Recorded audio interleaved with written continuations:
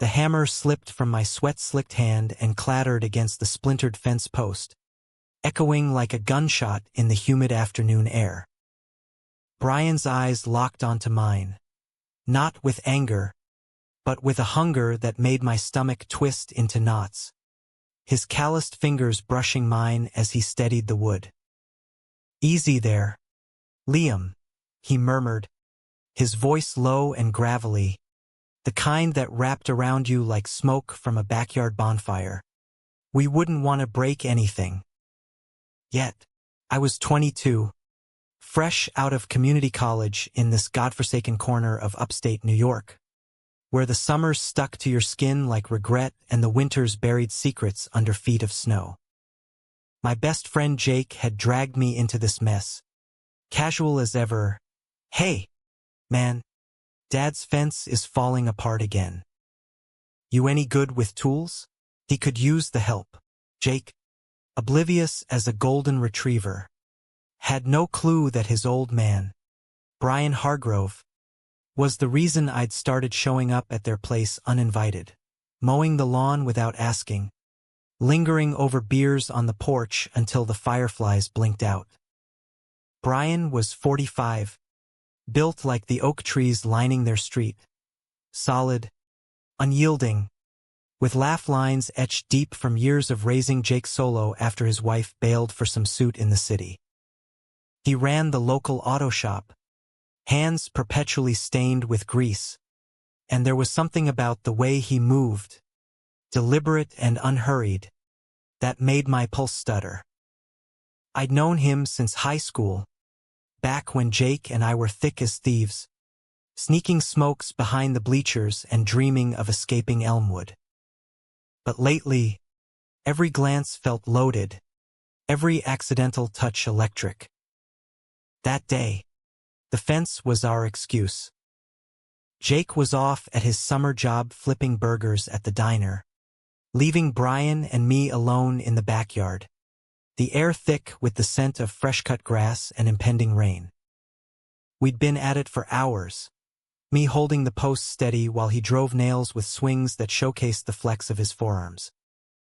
Sweat beaded on his forehead, trickling down the hollow of his throat, and I couldn't stop stealing looks, my cheeks burning under the relentless sun. "You all right over there?" Brian asked, wiping his brow with the back of his hand, his blue eyes crinkling at the corners. He was close, too close, the heat radiating off him mingling with mine. "Yeah," I lied, my voice cracking like a teenager's. "Just hot," he chuckled, a sound that rumbled deep in his chest, and set the hammer down. "Tell me about it. Come on, let's take a break." "Got some iced tea inside." I followed him into the kitchen, the screen door slapping shut behind us like a punctuation mark. The house was all worn wood floors and faded family photos. Brian and a younger Jake grinning at a fishing hole, Brian's wedding picture gathering dust on a high shelf. He poured 2 glasses from a pitcher in the fridge, the ice clinking like wind chimes, and handed me one. Our fingers brushed again, lingering this time, neither of us pulling away.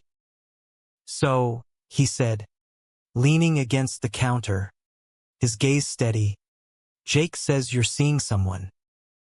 "That girl from the library." My throat tightened. There was no girl. Never had been. Not really. I'd dated a couple in high school to fit the script, but it always fizzled into awkward silences and excuses. "Nah," I muttered, staring into the glass. "We're not." Brian nodded slowly, like he was piecing something together. "Good. You deserve better than half-assed." He took a sip, his Adam's apple bobbing, and I wondered what it would be like to trace that line with my tongue. The thought hit me like a freight train, and I set my glass down too hard, the liquid sloshing over the rim. "Shit, sorry." He laughed again, stepping closer to grab a towel from the drawer. "Relax, kid. It's just tea." But as he dabbed at the spill on the counter, his arm brushing my side, the air shifted, thickened. His hand paused, inches from mine, and when he looked up, there was no mistaking it. Desire, raw and unfiltered, mirroring the storm brewing in my chest. "Liam," he said, my name a whisper that sent shivers down my spine. And then, without warning, his hand cupped the back of my neck, pulling me in. Our lips met, tentative at first, tasting of lemon and salt, then hungry, desperate, like we'd both been starving for years.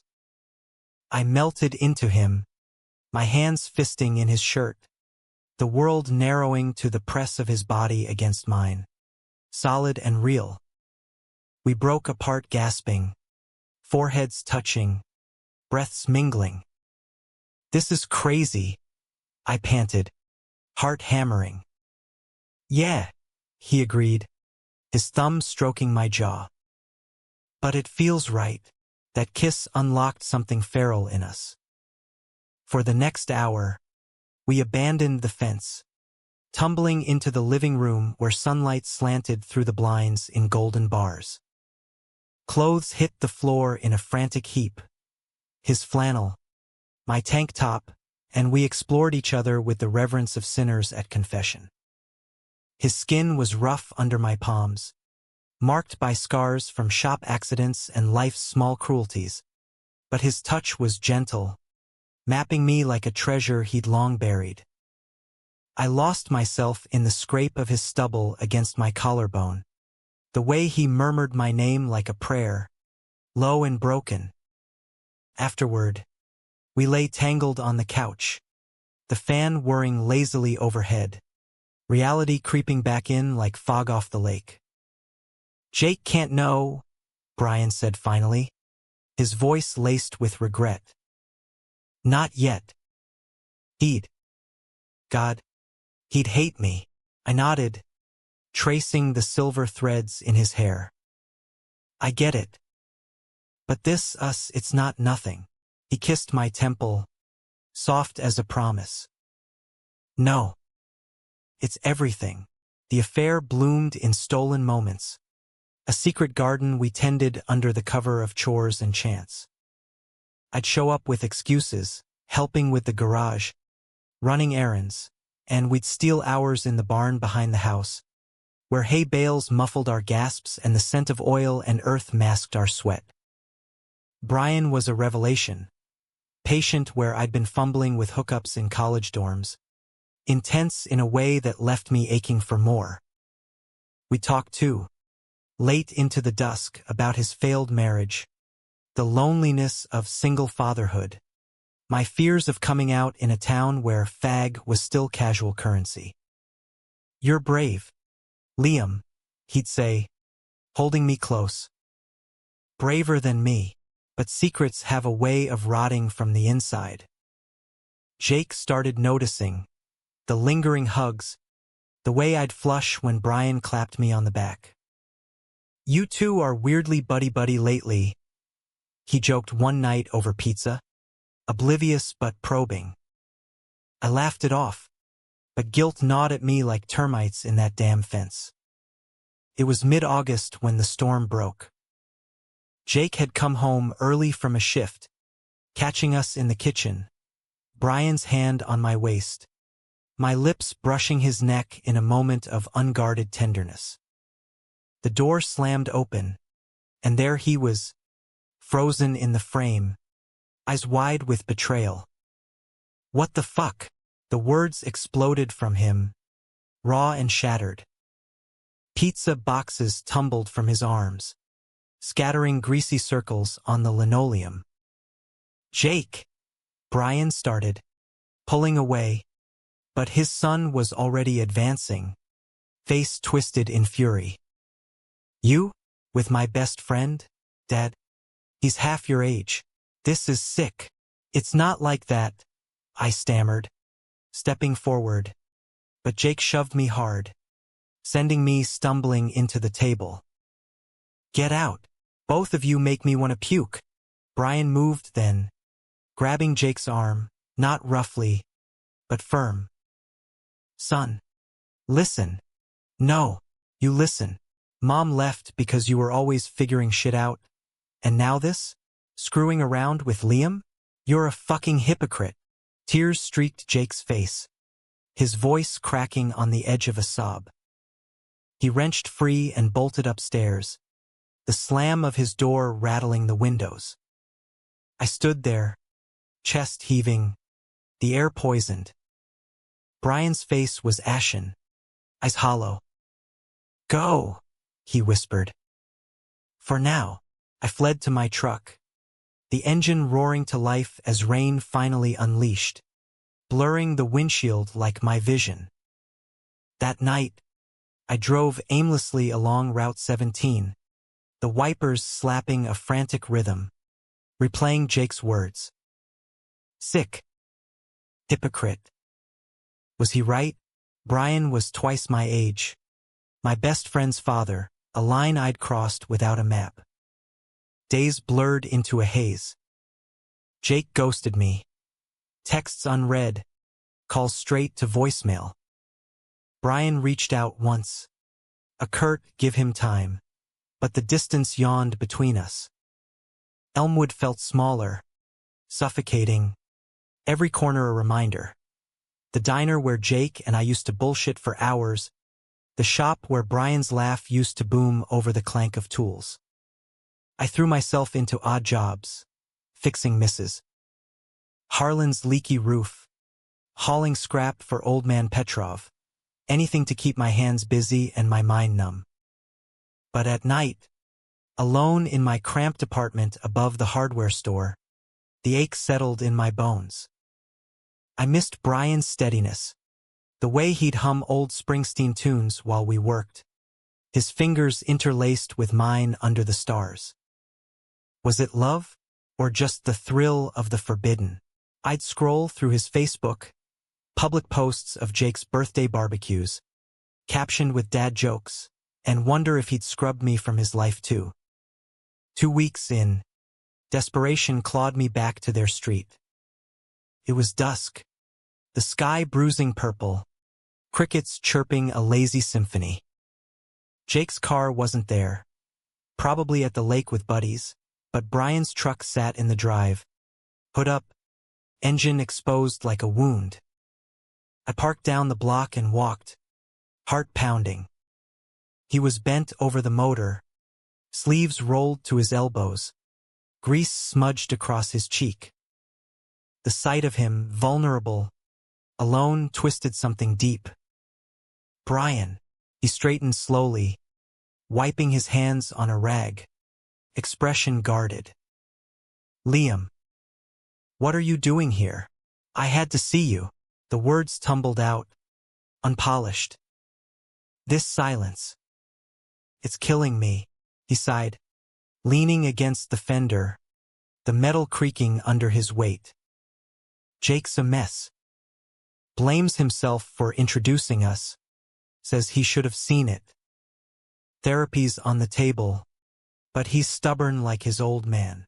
Guilt surged, hot and bitter. This is my fault. I pushed. No. His voice sharpened, cutting through. We both did. And I'd do it again. Complication be damned. He stepped closer, the rag forgotten, and cupped my face, tender, urgent. I love you, Liam. Not some fling. You. The confession hung there, simple and seismic. Love. I'd whispered it in the dark to him before, but hearing it back, raw, American as apple pie and heartbreak, undid me. I surged forward, kissing him fiercely, tasting motor oil and truth. We stumbled into the garage, the door rattling down behind us, sealing our world in concrete and shadows.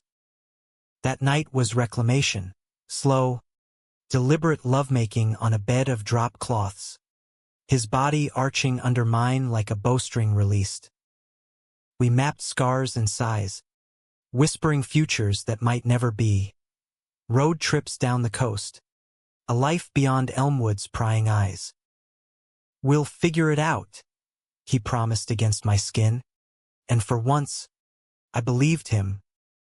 But dawn brings clarity, and with it, Jake.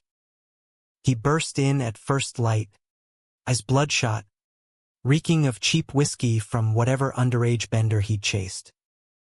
I knew you'd come crawling back, he snarled at me, then whirled on Brian.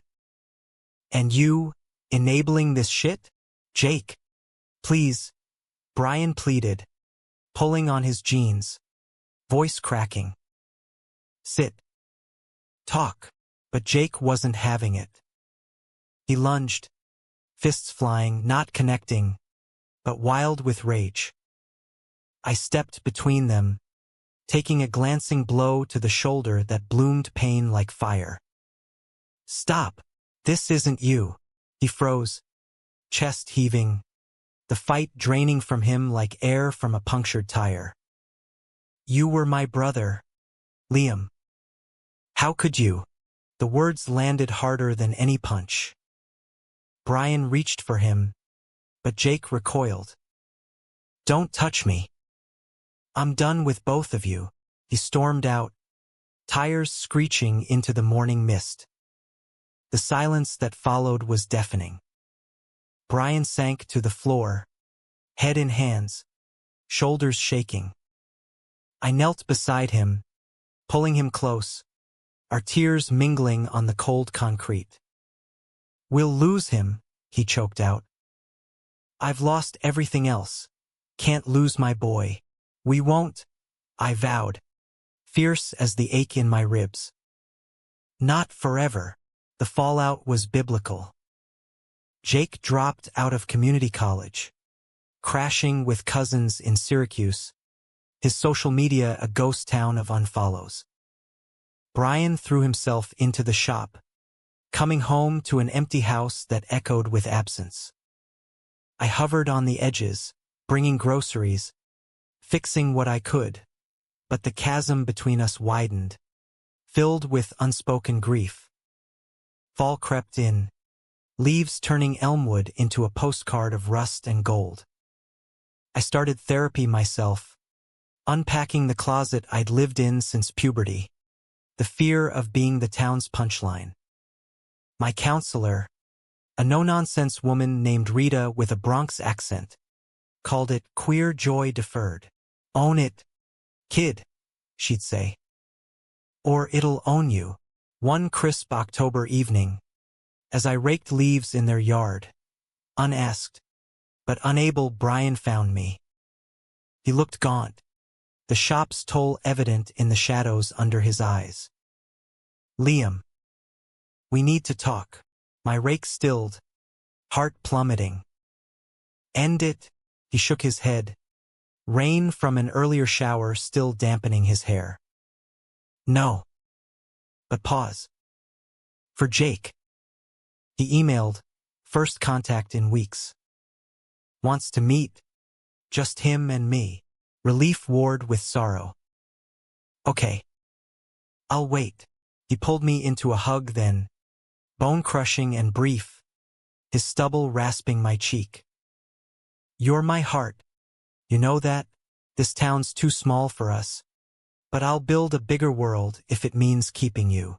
The meeting was at the diner, neutral ground where grease and coffee drowned out hard truths.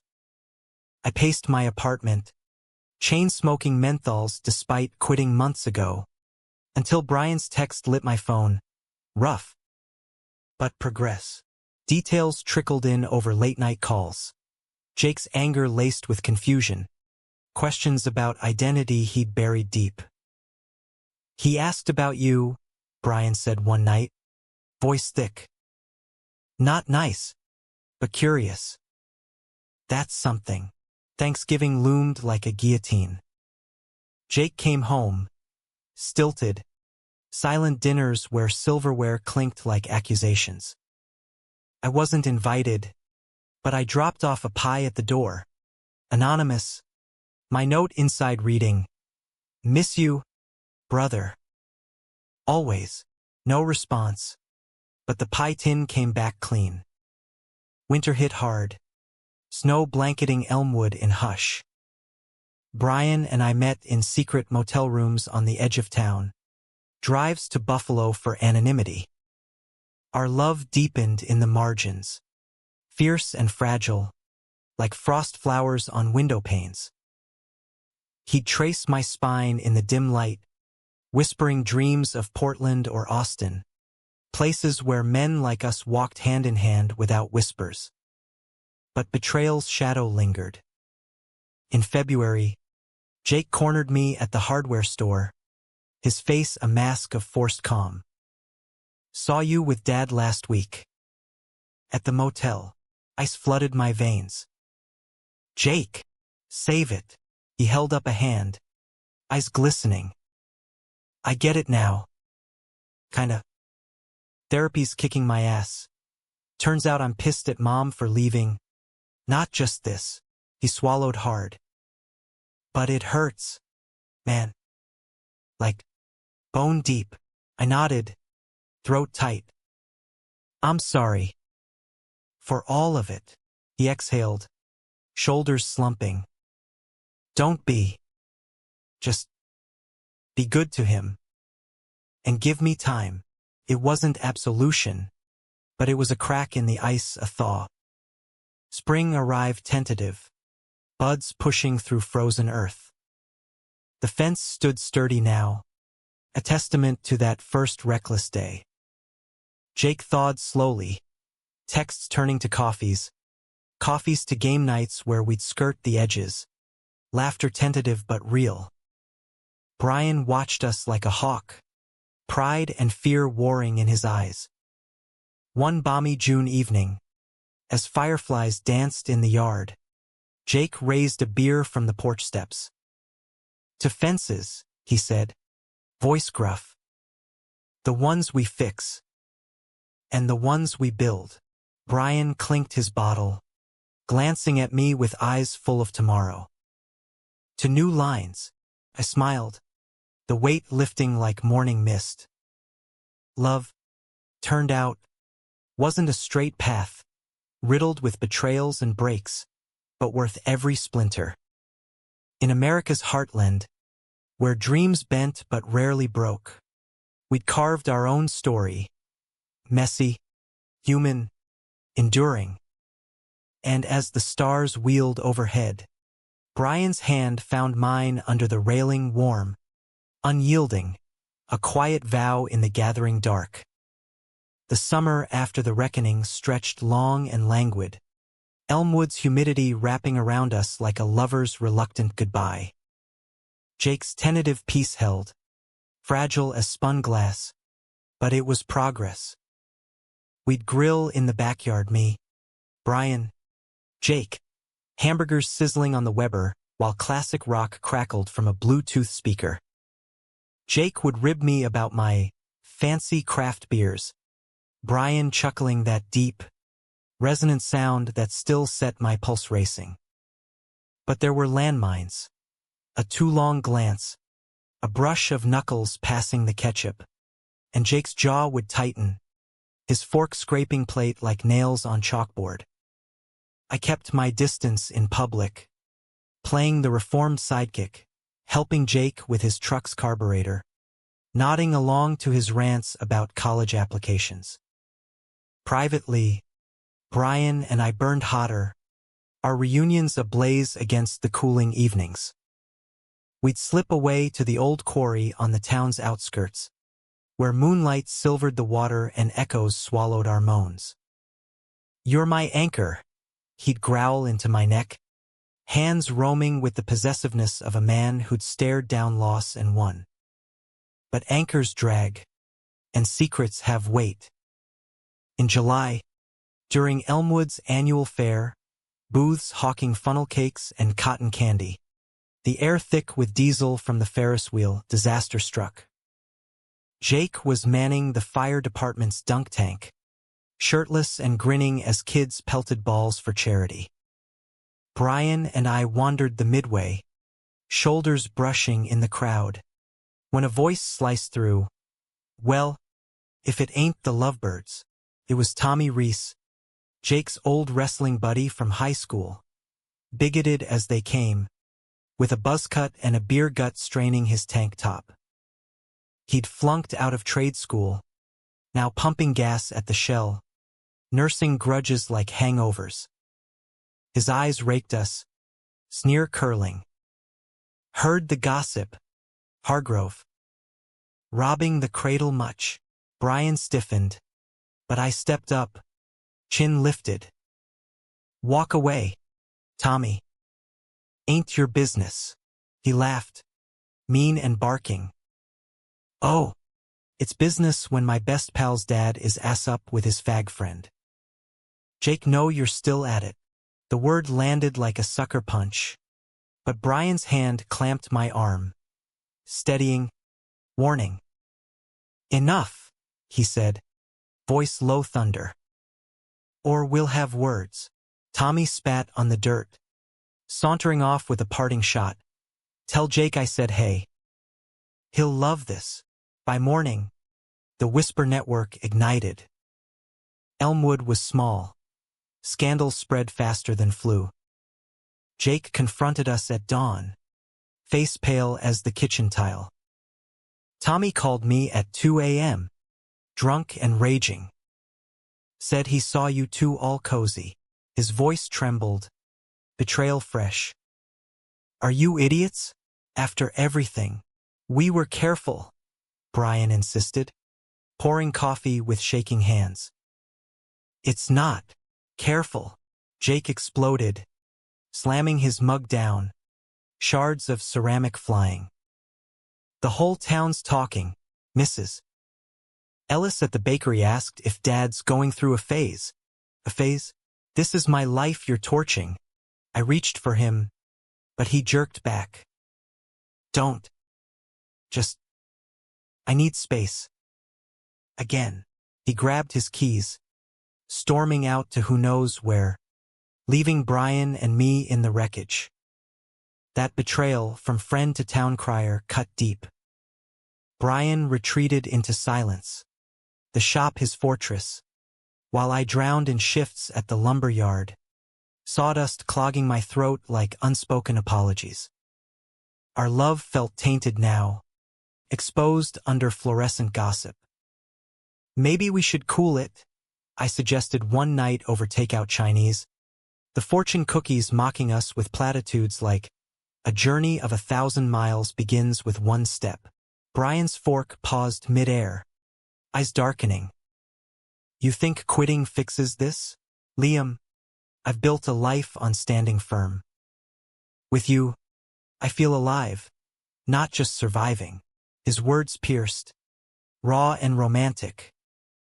We made love that night with a desperation born of fracture. Bodies colliding like storm fronts. His whispers a litany of devotion. Stay. Fight. Dawn found us entwined, but the doubt lingered, a third in our bed. August brought heat waves and high drama. Jake vanished for a week, crashing with Tommy of all people, irony bitter as black coffee. When he resurfaced, it was with a black eye and a duffel bag. Tommy's an asshole, he admitted over lukewarm pizza at my place, the first time he'd sought me out. Told him to fuck off with his hate speech. Realized. Maybe you're not the villain here. I blinked, stunned. Then who is? He shrugged, picking at pepperoni. Me. For not seeing Dad's lonely. You. For not telling me sooner. All of us. Fumbling in the dark. A pause. Heavy. I googled it, support groups for kids of gay parents. There's one in Syracuse. Thinking of going. Pride swelled, mingled with ache. Jake. That's huge. He nodded. Awkward fist bump offered. Don't fuck it up. Okay. Dad needs you. Hell, I do too. Reconciliation was a slow burn. Jake joined us for dinners. Questions tentative. When do you know, Dad? Brian's answers were halting. High school crushes buried. A marriage built on shoulds. I shared my own fragments. The college party where I'd kissed a guy and run. Terrified. Laughter crept in eventually. Cathartic. As Jake dubbed us the Elmwood entourage. But conflict simmered beneath. Brian's ex, Carla, caught wind via the grapevine and descended like a nor'easter. Blonde hair teased high. Designer purse swinging like a weapon. She cornered him at the shop. Voice shrill through the open bay door as I hid in the stockroom. Our son deserves better than your midlife queer crisis. You think this town's ready for your little scandal? Brian's response was steel. Our son deserves a father who's honest. That's me now with Liam. She laughed. Venomous. Honest? You're delusional. Jake'll thank me when he sees sense. She left in a screech of tires. But her words festered. That night, Brian paced the porch, whiskey in hand. She's right about one thing. Jake's caught in the crossfire. I pulled him down beside me, the swing creaking. He's tougher than you think. And so are we. Our romance reignited in small flames. Picnics by the lake, where Brian's head on my lap felt like home. Stargazing drives where we'd name constellations after our scars. That one's betrayal, he'd say, pointing to Orion's belt. Bright as hell, but we outshine it. September ushered in cooler winds, leaves crunching underfoot like brittle apologies. Jake started at Syracuse University, dorm-bound but weekend visitor. His absence amplified the intimacy. Brian and I finally sharing a bed, his snores a lullaby, morning coffee shared with feet tangled under the table. Yet climax brewed in the form of ultimatum.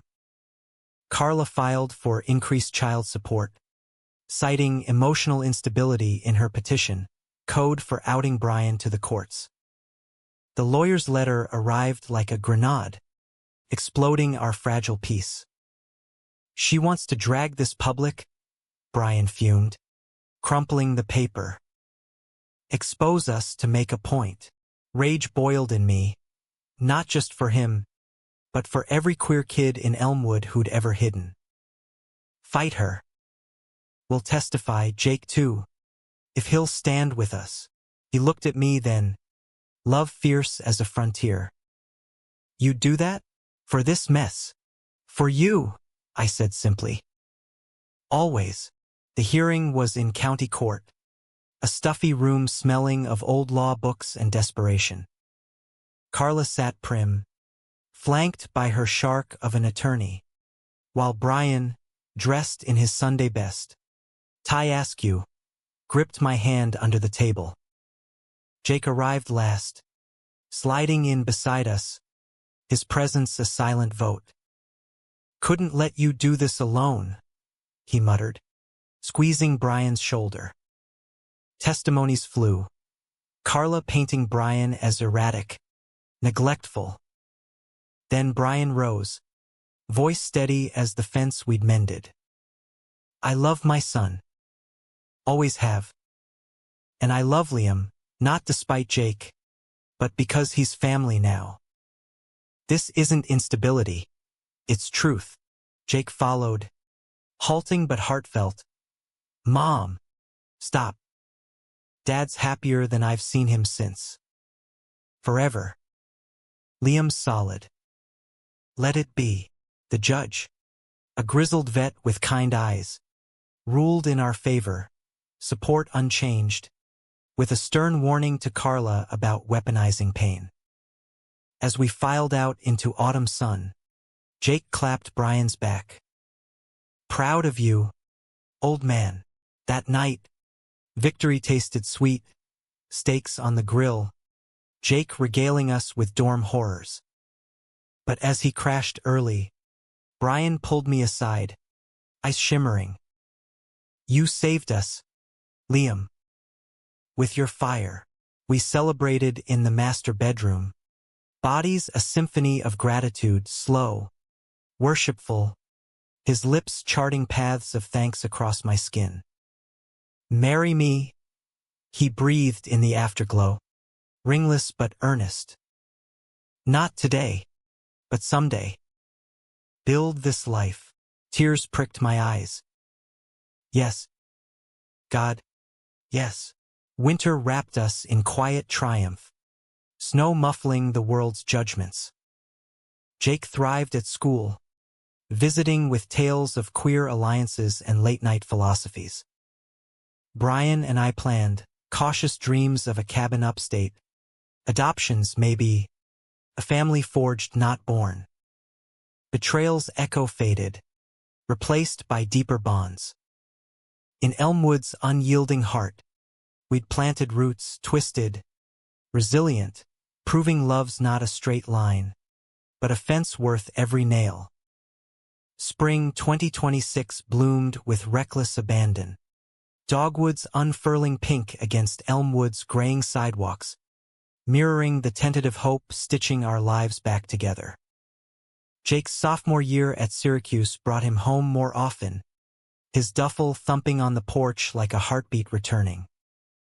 He'd evolved, hair longer, opinions sharper, a rainbow pin on his backpack declaring solidarity without fanfare. "Figured if I'm stuck with you too," he'd quip over breakfast burritos, "might as well own the rainbow." Brian soaked it up, his laughter fuller, the shop's grease less a shroud and more a badge. Our routine solidified, mornings with coffee and crosswords on the swing, where I'd tease his terrible puns. Afternoons wrenching engines side by side, my hands learning the poetry of pistons under his guidance. Evenings were ours, dinners that stretched into debates on everything from Biden's latest gaffe to the metaphysics of soulmates. "You're my plot twist," he'd say, nuzzling my neck over dishes, suds forgotten. But romance, that wild American beast, demanded fuel. We escaped when we could, weekend jaunts to Niagara Falls, where mist cloaked our kisses and the roar drowned doubts. There, under the horseshoes cascade, Brian dropped to one knee, not with a ring, but a keychain shaped like a wrench, engraved, "Fix my heart."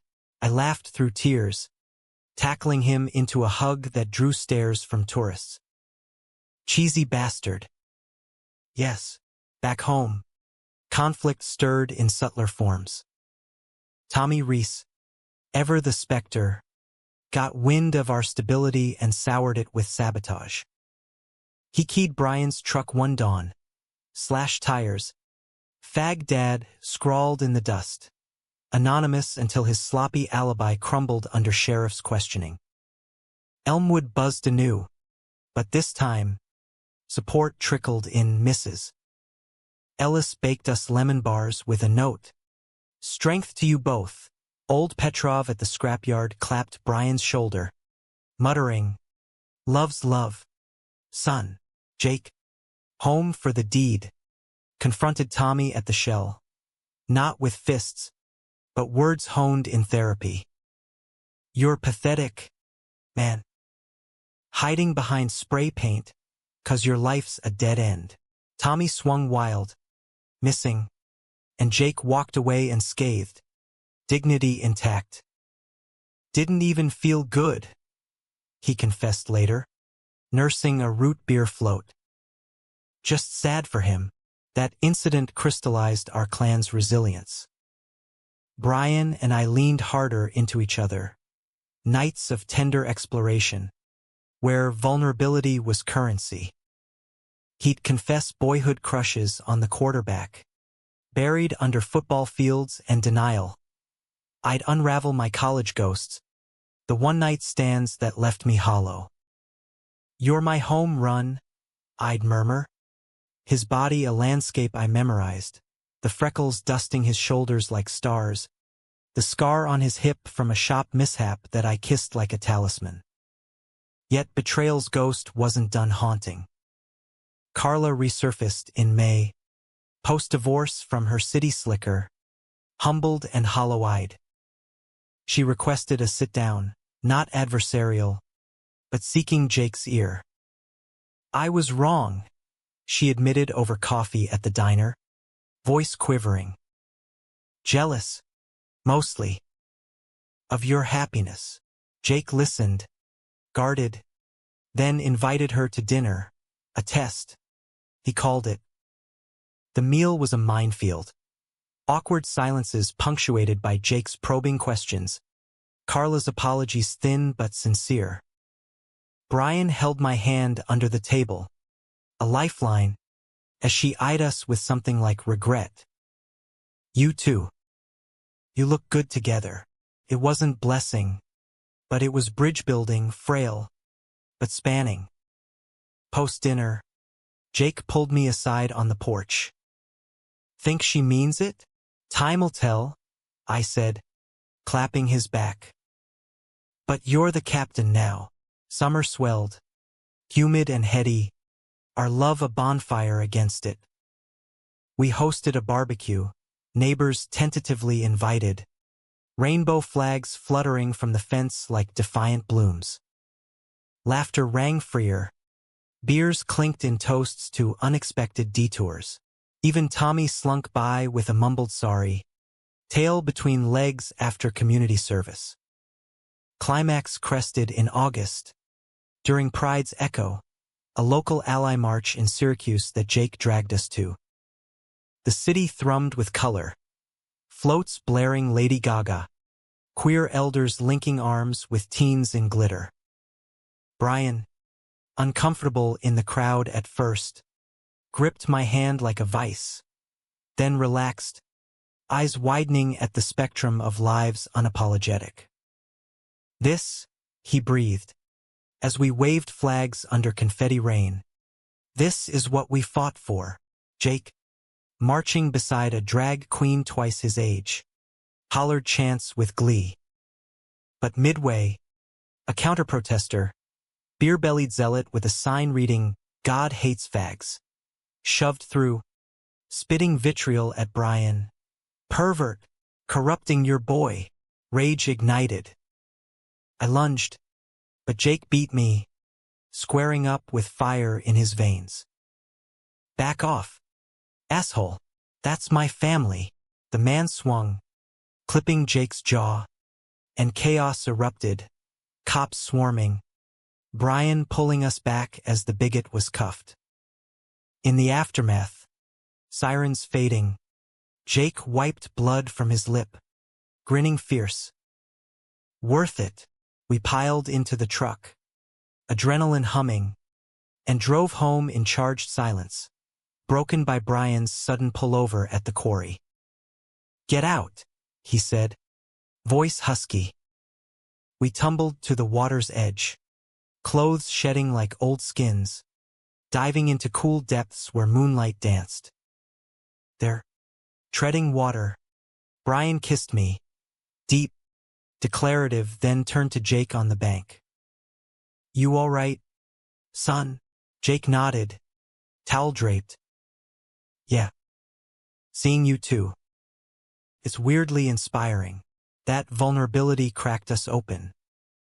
Around a driftwood fire later, we bared souls, Jake admitting his own questions about sexuality, fluid and unexplored, Brian revealing the terror of his wedding night, faking passion for duty, me, the ache of invisibility in a straight-washed world. Tears fell, but so did hugs, messy, healing. Fall deepened our roots. Jake declared a psych major, minoring in gender studies, gonna fix what Elmwood breaks.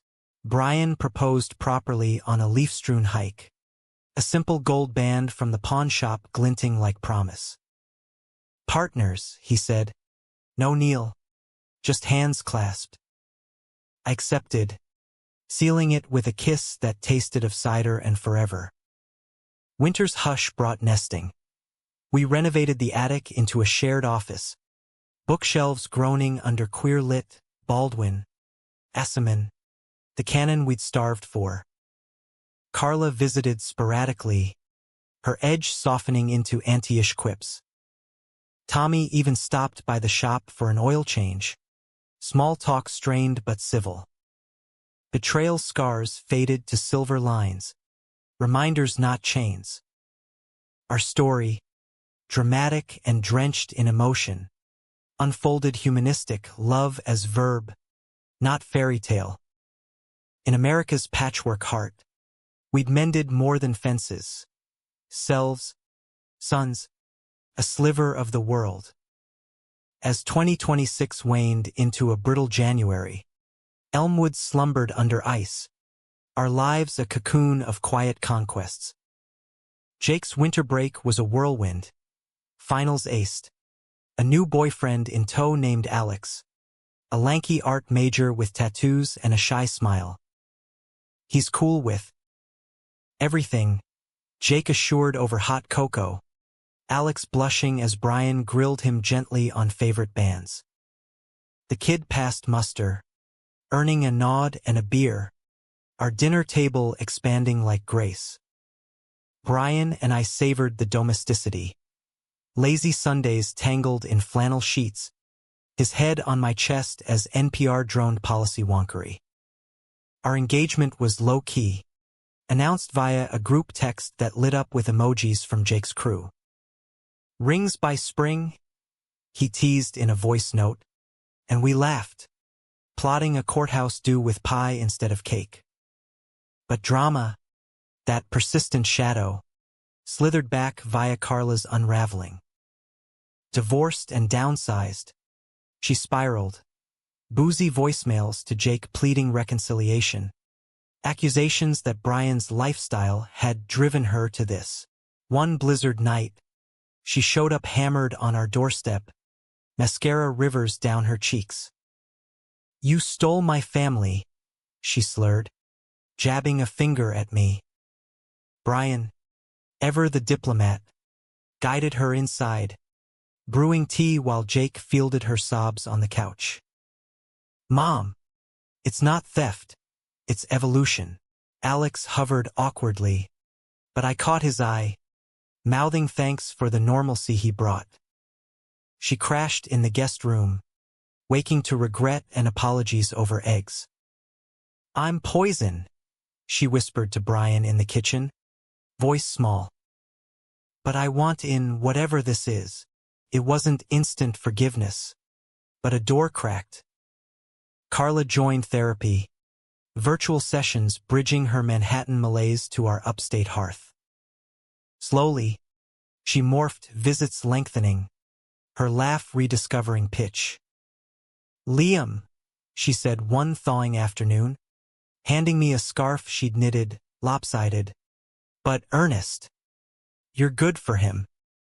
For all of us." Romance flourished in the thaw. Brian surprised me with a road trip, Route 66 echoes, but truncated to the Finger Lakes, where vineyards rolled like emerald waves. We biked trails, picnicked on Riesling and cheese, made love in a B&B with clawfoot tubs, steam fogging mirrors as he traced vows on my fogged skin. Till the tires blow, and beyond. His touch was reverent, each caress a stanza in our ongoing poem, emotional, unhurried, laced with the romance of rediscovery. Back home, conflict brewed in Jake's orbit. Alex's conservative folks descended for parents' weekend, all pearl-clutched propriety, sniffing at Jake's phase. A tense dinner at our place, us as buffers, erupted when Alex's dad sneered, "Boys like you? It's a choice. Son."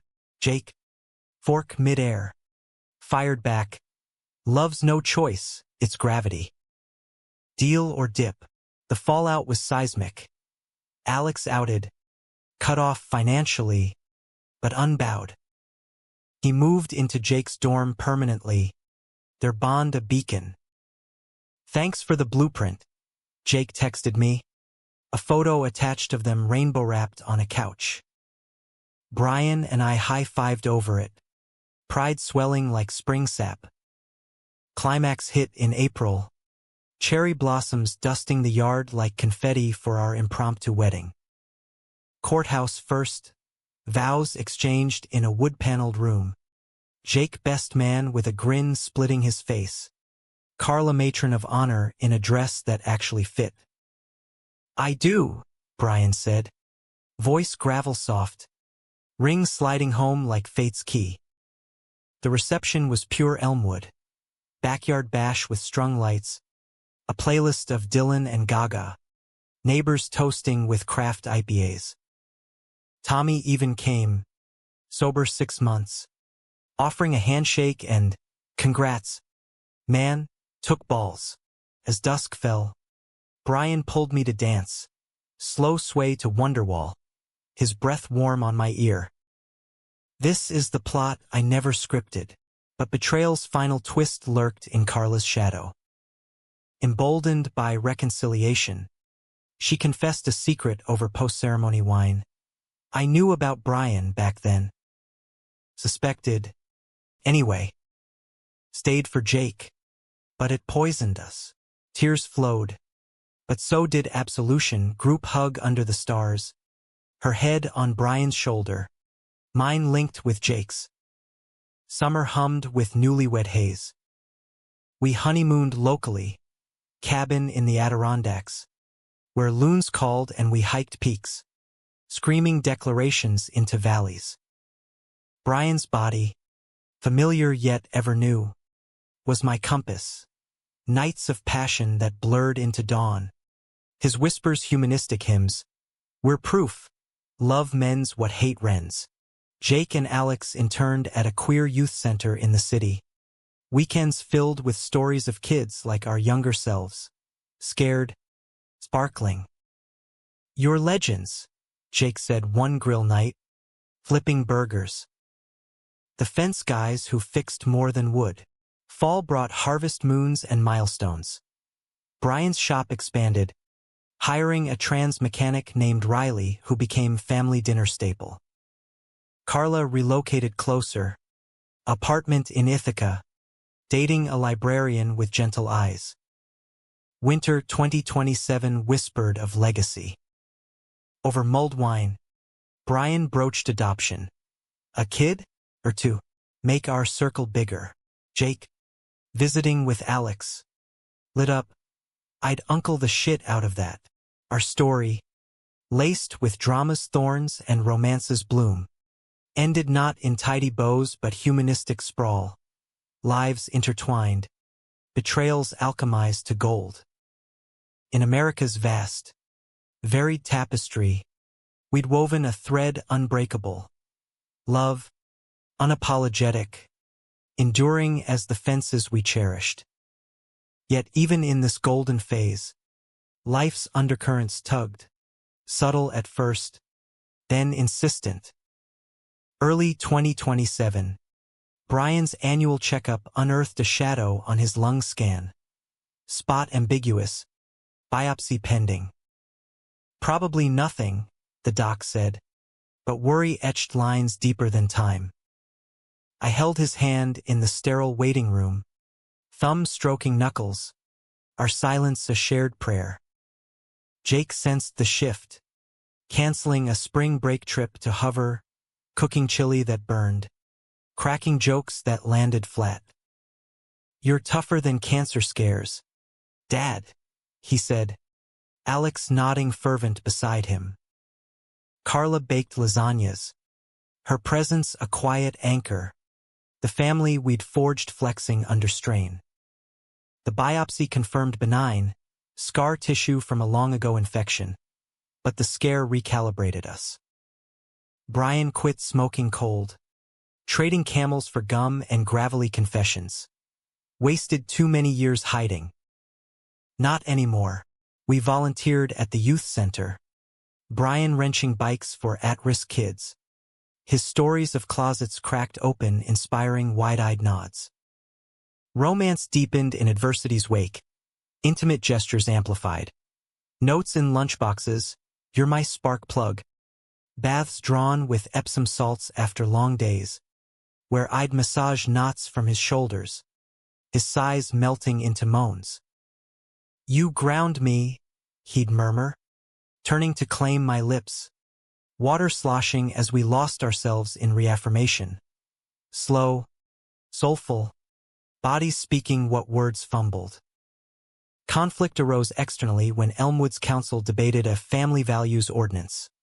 Veiled anti-LGBTQ+ measure pushed by holdouts like Tommy's uncle, a selectman with Bible in hand. Petitions circulated, whispers reigniting old hates. Jake rallied, organizing a counterforum at the library. Alex designing flyers with bold graphics. Love is Elmwood's legacy. Brian and I spoke, him sharing fatherhood's truths, me the immigrant feel of queerness in small-town soil. We're not threats, I said to the packed room. Carla beside me for solidarity. We're threads in the fabric. Applause thundered. The ordinance tanked. Victory tasting of potluck cookies and handshakes. Climax unfolded in June. Pride Month cresting with a regional festival in Syracuse. We caravanned, truck bed loaded with coolers, Jake and Alex shotgun, Carla trailing in her sensible sedan. The parade was electric, drag floats, marching bands, our contingent waving a banner Brian welded. Fences fixed, hearts open. Mid-route, a heckler doused us with water balloons. Slurs shouted from a pickup's bed. Chaos. Slips on wet pavement. A kid tumbling. Brian shielded a young marcher, taking the brunt, his shirt soaked translucent. Jake charged the truck, but Alex held him back. Don't give him the win. Cops intervened. Arrestees hauled, but the mood soured briefly.